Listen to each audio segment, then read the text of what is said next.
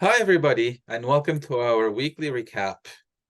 This is Femi from Economics Design, and this week I have Josh with me. Hey. And we will be actually covering the main Web3 news and everything that happened during the past week. We'll be doing this every Friday, so you guys can follow us on YouTube or Spotify or the podcast platform of your choice. Today, we will be obviously talking about SBF. We cannot have a news coverage without talking about our dear friend and all the issues he's facing.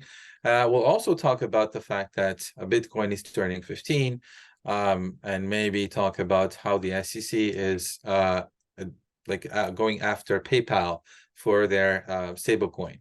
We'll definitely cover more news, so stay tuned and welcome again to our weekly recap.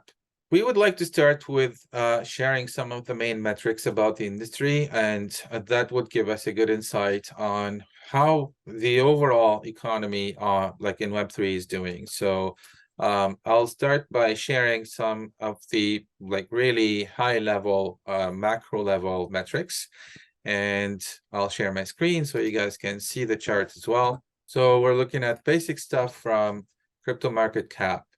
So the current crypto market cap is at 1.3 trillion, which is pretty positive. We see that it's been pretty stable over the week, and everybody's waiting for the new ETFs to come to see that number go even higher than these values. The overall volume is pretty stable as well. We see that chart that goes up and down, and it was really high during the bull market. It went down, and as you can see, we're actually past the bottom, and now we're towards the start of the new bull run, which is very good news. And this is really not financial advice, by the way. This is just us looking at charts and giving our personal interpretation. In terms of who's triggering this uptick, it is mainly Bitcoin, and we can see it through the Bitcoin dominance chart. Today, Bitcoin is representing 53% of the overall value of crypto, which is pretty huge. The lowest was in the 30%, a few months back. But we see that when the Bitcoin rises, everything follows a few days or a few weeks later. So it's not necessarily bad news. It's just it's showing that it's Bitcoin that is driving everything else up. Although we notice that some very good news are coming from Solana and Chainlink, for example. If we go to the price of Bitcoin, today is very close to the 35K mark. And we see that we did touch it and then come back down a little bit. If we look at the full week, we also see that we went all the way up to 35, almost 36K, and then now we're down to the 34.6 for the 34.7K, which is all good news. Ethereum, on the other hand, is a little bit more shy. So it did reach the 1800s, but now the top 1800s, and now we're at 1814. As I mentioned, Solana is doing very well. Solana, if we look at the monthly progression chart, we see that it's really going on a very beautiful trajectory, and that's driven by many factors that we will cover later today. Chainlink is another super well driven by a lot of real world asset tokenization, and we see that a Chainlink token is doing very well, and it's because it's not just a token, it has a real utility in their ecosystem. If you think about what's going on in the market, we usually want to compare the transactions happening on Ethereum versus transactions happening in all the layer 2s. Looking at something like L2Beat that shares a lot of valuable data on layer 2s, we see that Arbitrum 1 is still dominating with 6.6 billion actually total value locked, followed by the OP stack and then base, ZK Sync Era, DYDX, and it keeps going down. The important factor that we usually want to look at is the scaling factor. This factor is pretty simple to understand. What it means is how much volume of transactions is happening on the L2s versus on the main Ethereum blockchain layer 1 itself. And it went all the way up to 6 about a few weeks ago. Now it's hovering around the 5, so we're at 4.65x.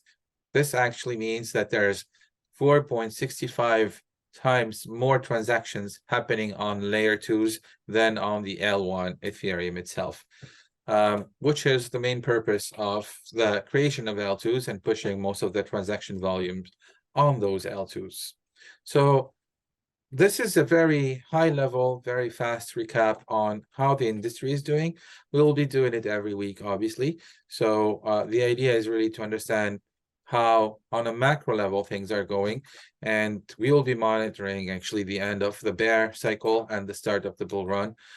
We don't expect it to happen overnight, but we'll keep looking at the data and the charts to make sure that we're not missing any valuable information.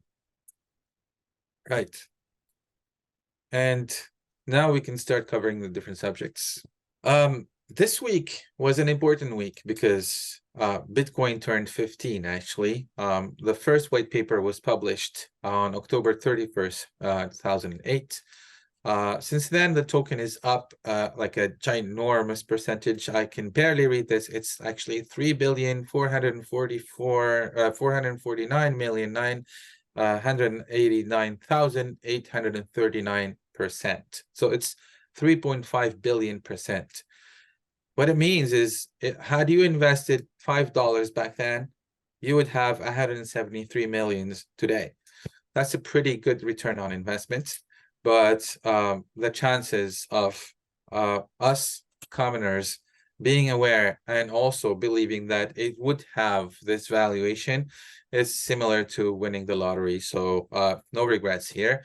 As long as you guys are listening here, it means that you understand the importance of crypto, the importance of Bitcoin as the main token or the main cryptocurrency out there, and the importance of potentially buying in a very slow pace if you don't have millions in funds, because the value of Bitcoin will keep increasing over time, and we all know that. That being said, the other major news this week has to be SBF. So what can you tell us about SBF, Josh? So Sam Bankman-Fried, SBF, has finally been found guilty on all counts. I think there was 8 in total, every single one. So good news for everyone involved. There's already talk of how crypto is going to go soaring as a result of that now, and how markets are going to go up, up, and up. Which, let's just remain calm a bit and see. But yeah, good news so far. Instead of basically trading with customers' funds and money, he's instead going to be trading cigarettes and bars of soap for the foreseeable future. So yeah, we'll just have to see how that develops, and obviously other people that he was working with and like in collusion with as well. We'll see what happens there. Yeah, I was surprised looking at his defense strategy. He thought that he can just like talk his way out, but it did not work for him, obviously. The No, charges were pretty serious, and he's found guilty on all of them, not even like a subset of them. It's no, all the charges. So he's in deep ish, we can say, and everybody's kind of relieved because he was really doing like bad things to the industry. He was trying to push like regulators in the US to force DEXs out, or to force DEXs to implement KYC. The only like reason for him was to kind of kill competition from decentralized exchanges to actually increase visibility and reach for his FTX exchange. Unfortunately, we know what happened a few days after that, and then he's locked, and for a few years at least. That's what we can bet on. yeah. I mean, with his defense, I think in a way he's still living in his bubble, right? He's been living in this crypto bubble for the last few years, where he can do anything he wants and he'll get away with it. And Yeah. he's just been punched in the face by the real world. So Yeah, he said something actually funny when he was asked about where did some funds go and move within like in his internal ecosystem. He said, "You guys know that money is very fungible. Like the dollar that was here could be there, but it doesn't really matter because money is fungible." It shows how lax he was on the regulations he should have put in place and make sure that like people's money was protected, because that he was playing with other people's money, and it's the people who lost a lot of money. Fortunately, if the bull market comes back, I think people will recover a good portion of what they lost, but it did hurt the whole industry, and it really, like, it was the worst like a few weeks after we knew about the FTX debacle last year. Now it's all behind us. He's going to be in jail for good, and let's focus on the future, and the future is bright. Yeah, showers will never be the same again. Um, Yep. but yeah, enough about SBF. He's plagued our newsfeed for a long time. What else have we got? So, PayPal subpoenaed. Do you want to tell us about that? yeah, so this is not again like a uh, well, not a surprise again coming from the SEC. This is not a trial yet. It's just like the SEC is subpoenaed the PayPal over the release of their stablecoin, the PYUSD. Although PayPal did things very properly in a very like a legit way, the stablecoin was launched in August in collaboration with Paxos, and it's fully backed. They are super transparent about their reserves, and it's fully regulated under the New York law. But still, the SEC is still flexing their muscles and going after anything crypto. They definitely have an agenda, but we can't really guess what that agenda is. For now, PayPal is collaborating. We don't think that there will be any real major like legal issues for PayPal, because they done things the proper way. The SEC is just asking them to share documentation to prove that they've done it that way. So I think that it should be just fine in the next few days or weeks. But Okay. talking about legal issues, our friends from SafeMoon cannot say that they're fine. Can No, you tell us a little bit more about it? not so safe, and not going to the moon, I think. Maybe a sunset, but who knows? So yeah, I mean, they were valued at $5.7 billion at their peak. And since then, they basically spent the money on McLarens and luxury houses, because what the fuck else are you going to do? Um, and now they've been arrested by the Department of Justice. We don't have a lot more information than that at the time, I don't think. So we're just going to have to see how it plays out, but it's not exactly looking like a bright horizon. Yeah, it doesn't look great for them. And like it's also a lesson to many others that thought it was too easy to Mm, just like pump and dump and flex with their Lamborghinis and luxury cars and luxury homes. So like the governments are here and the blockchain records everything. So I see these like what they look like bad news, but I see them as good news for the industry, because we're yeah, getting rid of the bad actors and we're showing it to the whole planet. So any stupid guy that thinks that he can just pump a token and dump over people's heads will think twice now, because they know that the Justice Department might come after them even months or years after they've done so. So like think twice before pumping and dumping. yeah. Um, Talking about pumping, Solana is pumping, but for different reasons. Solana has been struggling since the FTX debacle. By the way, FTX owns and still owns 55.8 million SOL tokens. That is huge. 42.2 million of those, like 56, are locked and vested until 2027 or 2028. So there's no real risk of someone acquiring those 58 million or 56 million souls and then dumping them on the market. But it just shows the reason why the Sol token tanked right after FTX went down, because they were the main holders of that token. The value of all those tokens is around the $2.2 billion today. it could go higher if the Solana token keeps going high. And that is a good news because some creditors might even start being in the money if this keeps going up. This means that the value of the money that got lost by FTX and Alameda could be compensated by the growth in value of a few of the tokens that FTX invested in.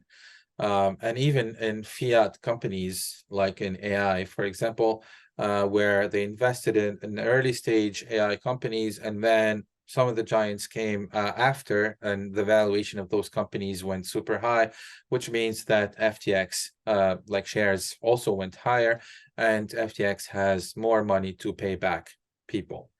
But this is supposed to be talking about Solana, not about FTX.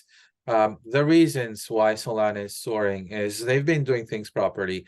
Like there's a lot of demand for their tokens coming from partnerships with like the likes of MasterCard or even like e-commerce brands. And they've been smart enough because what they focused on is really the speed of transactions, so how many transactions they can do per second, and the security. One of the cool features of Solana as well is they have obviously parallelization, which means like transactions could be processed at the same time in parallel, but they also have what they call like isolation. What this means is if one of the dApps on the Solana ecosystem is being super popular and consuming a lot of like resources, then the gas fees to transact with that specific dApp will become super high and super expensive, but it should not affect the rest of the ecosystem. And that feature alone makes sure that even if someone creates a new super like attractive and super viral app or dApp, and that really picks up in volume and really increases the gas fees for it, it's not going to affect the other apps or dApps on the Solana ecosystem. And if you combine that with the fact that it's using like a distributed like a parallel execution and super secure, that makes Solana super attractive for the likes of MasterCard, for example. So Solana is coming back from the issues they had following FTX last year, and now we're following closely what their next moves are. Solana is also taking a different bet compared to Ethereum or Cosmos, where their vision is this monolithic chain that has everything under control, compared to Ethereum, for example, that focuses on mainly security and decentralization and relies on layer twos to actually achieve scale and more transactions per second. What Solana did sacrifice is the decentralization part of things in terms of like choosing their own like validation node partners and really centralizing most of their security processes to keep a better grip on that. And they mainly bet on transaction speed and on security. And it seems that their bet is pretty good. And the chain also hasn't gone down for like at least 3 days now as well, so they're doing pretty Yeah, good. that's good news.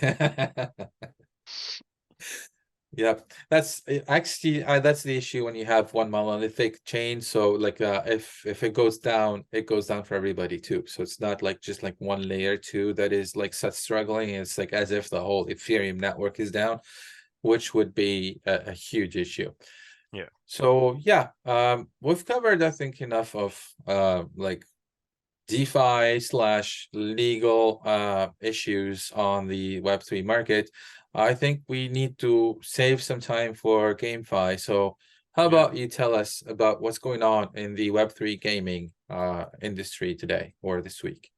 Yeah, so I mean, if you take a look around, there's actually quite a lot happening, but we're just going to focus on a few of the main headlines.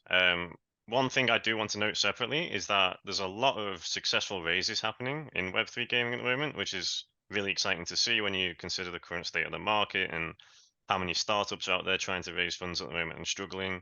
But the Web3 gaming industry seems to be doing quite well, and there's a lot of major Web2 players looking to enter the space. That leads into Shrapnel, who are pretty renowned Web3 game that have been building for a while. They come from Neon Machine, that's the publisher who worked on things like Halo, COD, Star Wars, some small names. They've raised 20 million, led by Mhm. Polychain Capital. And I also heard the economy design on that game is very good as well.